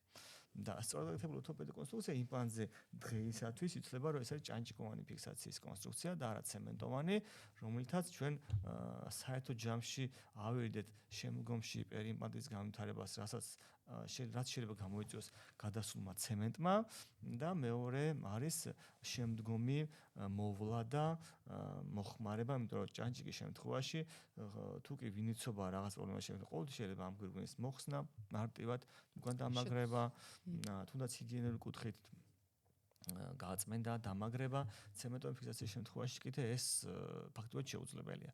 ამიტომ აი ეს ყველაფერი რომ კარგად გაკეთდეს, პროგნოზირებული იყოს ეს კონსტრუქცია, რომ მე გამომივა ჭანჭიკოვანი ფიქსაცია, მე იქ ანატომიურ წარმოდგენას არ გავედები და ასე შემდგომ, აი ამ კუთხით უნდა ხდებოდეს პოზიციონირება ქირურგიული მიმართვლის. გამოდის რომ აღნიშნული თარგი, გაიდი, შაბლონი, რაც არ უნდა დავარქვათ, დამხმარე ინსტრუმენტია, მეტად პროგნოზირებადი შედეგის, არ არის გარანტი, მაგრამ მეტად პროგნოზირებადია და გამოდის რომ ეს არის დამატებითი ხარჯი. დამატებითი ხარჯი შეიძლება იყოს, კი ბატონო, უბრალოდ აქ რა თქმა უნდა გააჩნია ალბათ კლინიკის და ექიმის მიდგომას. შეიძლება მე ვთქვა რაღაც გაგული ფასადაც მე ამ გაიდის ფასად შევიყვან, ყველაფერს შევიყვან, ყველანაირ ხარჯს შევიყვან, რომ პაციენტს არ უთხრა, რომ იცი რა, ეს ღირს, ესე და იმიტომ პაციენტს საერთო ჯამში მაინც აინტერესებს საბოლოო ფასი. და შეიძლება მე უთხრა ისე იმპლანტი ღირს ამდენი, მაგრამ მე შენ გჭირდება ქირურგიული მიმართვება, გჭირდება ძვლის დამატება, გჭირდება გრძივი ქსოვის გადანება, საერთო ჯამში გიწევს ამის გადახდა. ხო შეიძლება უთხრა ერთი ფასი, სადაც თუ კი რამე მოხდა, ყველაფერი იქნება შეყვანილი და დამატებითი ხარჯის ფიქრი აღარ უწევს პაციენტს. ძვლის დამატება. რა არის ძვლის დამატება? და როდის გვჭირდება პაციენტებს? არის სიტუაციები, როდესაც ზოგადად კბილის დაკარგვის შემდგომ ხდება რბილი და მაგარი ქსოვილების განლევა. რბილი ქსოვილები არის ღრძილი, მაგარი ქსოვილი ამ შემთხვევაში არის ძვალი. კი ბატონო. ეს არის ფიზიოლოგიური პროცესი და სამწუხაროდ ამას ჩვენ ვერ ვაჩერებთ. სანამ არ მოახდენ, თუ კი კბილი არის, ეს განლევა არ ხდება. როგორც კბილი ამოვიღეთ, ითქვა ფიზიოლოგიური პროცესი, რომ ეს ძვალი იკლებს მოცულობაში. თუ კი ეს ძალიან დიდი ხნის ამოღებული კბილია, ან ტრაუმული ამოღება იყო და რასაც მოყვა ქსოვილების დაკარგვა, საბოლოო ჯამში ვიღებთ ძალიან პატარა ძლოვან მასას, სადაც ფიზიკურად შეიძლება იმპლანტი ვერ ჩავატიოთ. და შემდგომში ვერ მოხდეს მასზე პროტეზირება. ამიტომ ასეთ შემთხვევებში აუცილებელია ძვლის აუგმენტაცია, ძვლის დამატება, რომ მივიღოთ ის საჭირო მასა ძვლისა, რაშიც შემდგომში უკვე მოვათავსეთ დენტალურ იმპლანტს და შემდგომში მას დავტვირთავთ კბილით. ყოველთვის პროგნოზირებადი შედეგია? როდესაც ყოველთვის პროგნოზირებადი შედეგი ისე ვერ იქნება. მინიმუმ ის არის, რომ რაც შევიტანეთ, იმის სადღაც 1/3 იკარგება. ანუ ეს პროგნოზირებულად ვიცით, რომ მინus 1/3 დავყავთ და ჩვენ თუნდა მეტობით უნდა შევიტანოთ, რომ ის 2/3 მაინც დაგვრჩეს, კი ბატონო. საშიში არაფერია. ძვლის საშიში დამატება. არაფერი. კი ბატონო, საშიში არაფერი. ეს ძვალი საკუთარი ძვალია თუ? ძვალი შეიძლება იყოს ხელოვნურად მიღებული, შეიძლება იყოს ცხოველური წარმოშობის და შეიძლება იყოს ადამიანური ძვალი.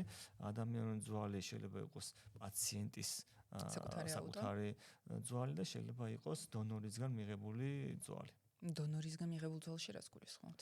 არიან დონორი ადამიანები, რომლებიც ამ ძვალს აბარებენ და შეიძლება იყოს გამორიელი ძვალიც, კი ბატონო. საინტერესოა.